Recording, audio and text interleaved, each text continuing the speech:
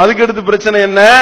நம்ம மோடி மஸ்தான் வந்துட்டாரு, தமிழகத்தில் இன்னைக்கு வர்றாரு. எதுக்கு? இந்த ஜக்கி வாசுதேவ் என்ற ஒரு மரண வியாபாரி ஒருத்தர் இருக்கான். அந்த அவர் 112 அடி சிவன் சிலையை திறந்து வைக்கிறாராம். இவங்க திறந்து வைக்கக்கூடிய ஒரு அநியாயத்தை பாக்குறோம். ஜக்கி வாசுதேவ் யாரு? சாமி கார்பரேட் சாமியார். அவன் சாமியார் என்ற பேர்ல எத்தனை ஏக்கருடைய நிலம், வனத்துறைக்கு சொந்தமான நிலத்தை கையாடல் பண்ணவன். அதோடு மட்டுமல்லாம எல்லாம் இளைஞர்களையும் பெண்களையும் கூப்பிட்டு போதைக்கு அடிமையாக்கி முட்டை போட்டு அவர்களுடைய பெற்றோர்கள் கதறி கொண்டிருக்கின்றார்கள். ஒரு பக்கம் இது ஒரு கொடுமை. உள்ள கஞ்சா வியாபாரம் நடக்குதுன்றான்.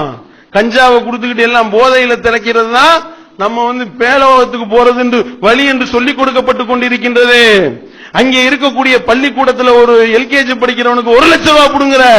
என்னன்னு கேட்டா துறவியா? என்னடா துறவி என்றால் என்ன இருக்குன்னு தெரியுமா? கையில திருவோட தவிர வேற எதுவும் இருக்க கூடாது. ஆனா நீ என்ன செய்யற? எல்லார்ட்டையும் பணத்தை வாங்கி அம்புட்டு பேரையும் திருவோட எந்த விட்டுருக்க. நீ துறவியா?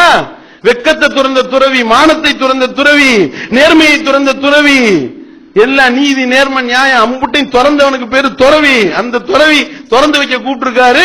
இந்த துறவி வர்றாரு. துறவி இப்ப ஓபன் பண்ணி வைக்க போறாராம். எப்படின்னு பாத்தீங்களா?